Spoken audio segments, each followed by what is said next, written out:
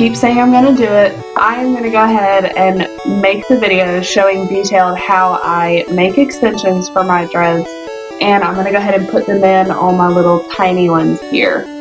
So the things you'll need: some scissors, your crochet hook, and a dread comb. If you don't have a dread comb, you can use a regular comb, but this makes it a little bit easier when you're back combing. And then, like I said in previous videos, these are from Sally Beauty Supply. It was $20. Premium synthetic blend hair, and they come in, I believe they're called wefts, like this. And it's perfect because then you can cut them out like I've already done previously, and I keep them in this clip. So you can literally cut them to your custom needs. They're really soft at first. They get rougher when they're in your hair at first, but they do soften up over time. They also dread fairly well, surprisingly. They retain better than I thought that they would, or I was worried that they might not. So I'm gonna put my hair up and we'll get started. A few moments later. So this originally was 3 baby dreads. I've made it into 2, and this one stayed in place better than this one, and I just kind of went back and back combed them a little bit more and twist and ripped them some to get them ready. So this is the dread, and this is about how much hair I leave, because this one's going to be smaller. The bigger ones don't need quite as much extra hair, but for the smaller ones, whenever we were doing my hair, it helped a lot to have that little bit of extra. That also means that you need to be careful when you're doing the extension, because you don't want it too thick. You don't want it to go from your hair to this thick mass and then extension. You want it to kind of go relatively the same thickness. So I think for these, I already have a few pieces cut here, and I think I'm just going to trim it a little bit and make these 2 extensions. So here is one that I cut previously when I was first doing my dreads. And you see the part up here that holds the hair in place, and then the actual hair. So I'm just going to trim maybe that much off, so then we have this. So all you do, take your handy dandy scissors and you trim it.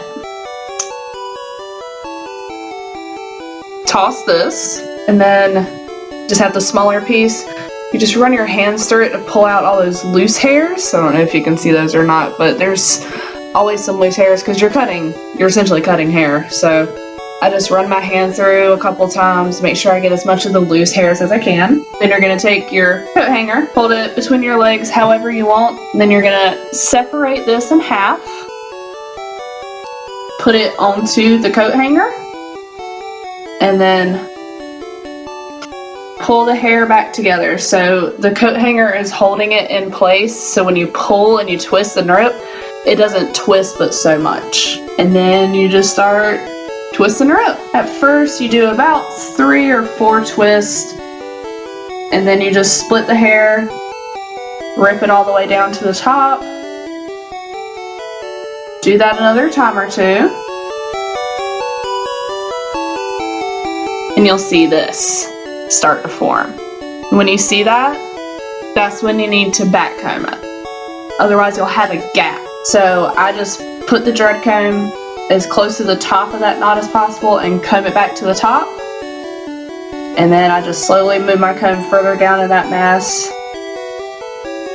and move it back up. So then it looks like this. And then I just keep doing that all the way until I get closer to the end. I like the look of the loose end, so I'll probably stop somewhere around there. Depends on how small it gets. So just gonna dread now.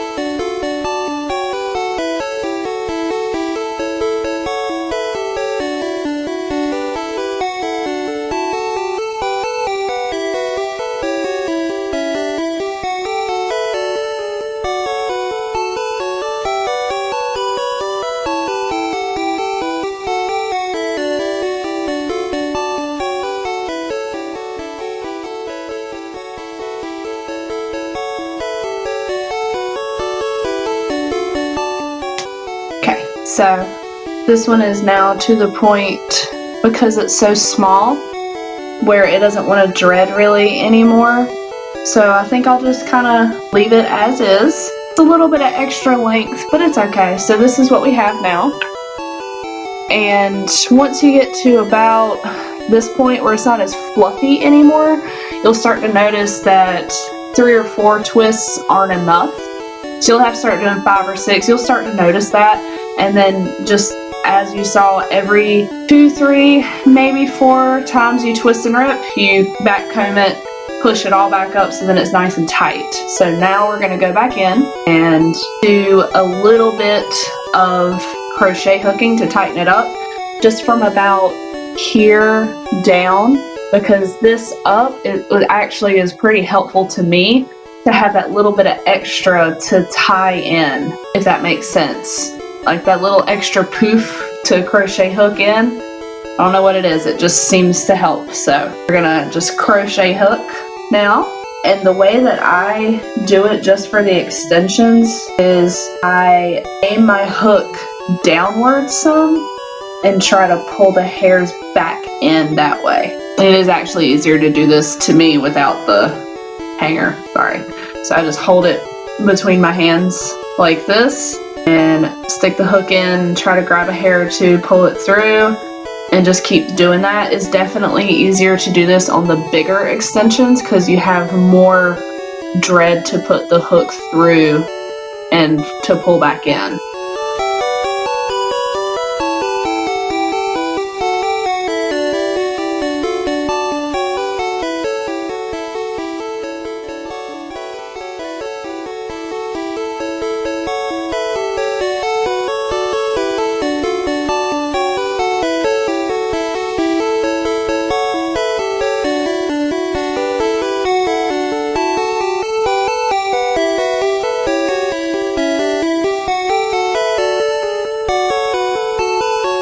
Okay, so for an extension this small, this is about as good as it's gonna get. You can still see the difference. That's the part that I did, and that's the undone part.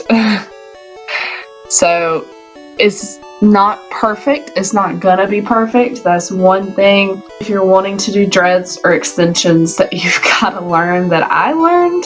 It's not gonna be perfect. Do the best you can, but it's not gonna be perfect. So now I'm just gonna palm roll this really fast. I'm gonna put it back on the hanger, just in the exact same spot I had it in before.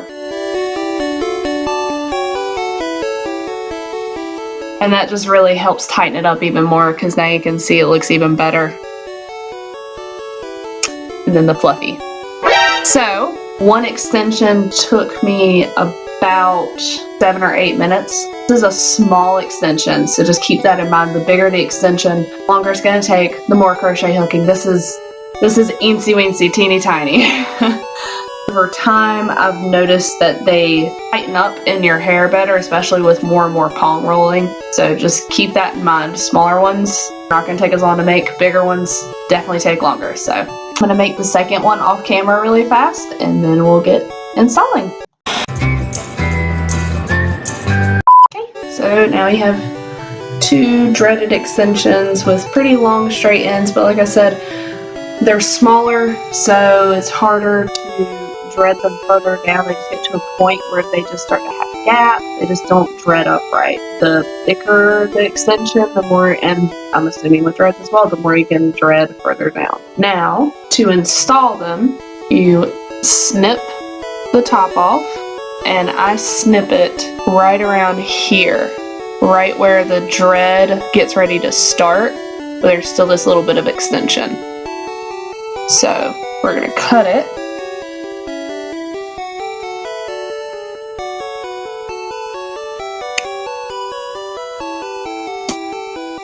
Pull this off, and then you'll have a little bit of loose hair at top. Try to not pull it too much, but this little bit of hair right here is what helps stitch into your dread. So you stitch this loose hair that we just cut into your dread, and then you stitch your loose end of the dread into the hairy part right here. So I'm going to snip the other one really fast. Same thing, just pull a little bit of the hair so you have this going on. A little bit of looseness, but not too much. Let's go stitch them in. So all you need to stitch them in is the extension and a hook. You're just gonna lay the extension up to your dread, and you're gonna line up this part with where your dread actually ends. So mine's right there. Have this overlay in your dread and have this part where your loose hair is. And then you're just gonna start crochet hooking these loose hairs into your dread and crochet hooking. You split this and you crochet hook this into the top part of this extension until it looks natural. We're gonna get started. Also keep in mind, this may take a time or two. It's easy, but it does take a little bit to get the hang of.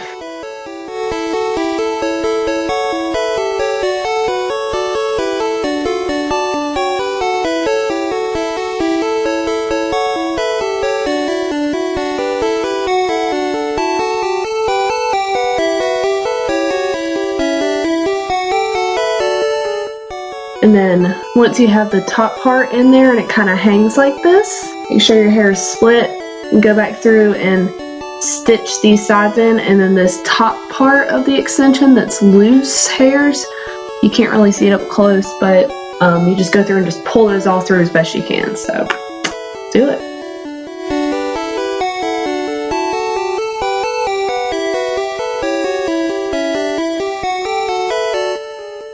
And you sort of just want to pull a few hairs at a time, but that's essentially what you're going for, is stitching in the hairs as little bit as possible and just going through and straighten everything out.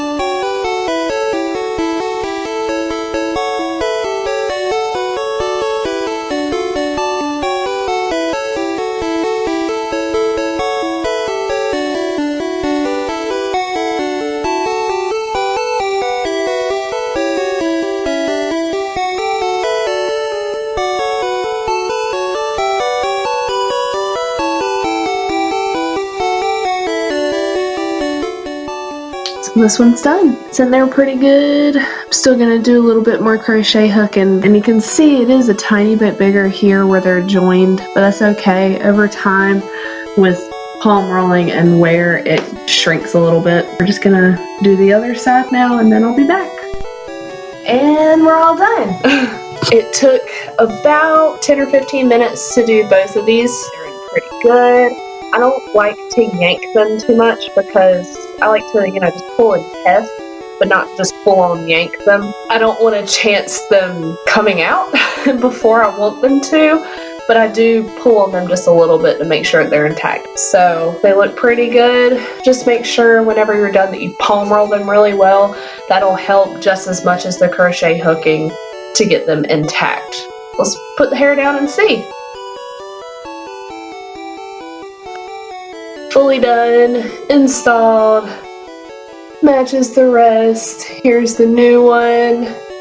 Here's some of the older ones. And another thing to just keep in mind for sure is whenever you are making extensions for your dreads, as you saw, they looked really skinny in comparison to my hair, but once you get it in, it looks a lot better. I learned my lesson with that one that doesn't fit right. I'm gonna fix it one day. But that is making and installing extensions step by step. Hopefully it helped someone. Hopefully I wasn't too scatterbrained, because I am. But thanks for watching.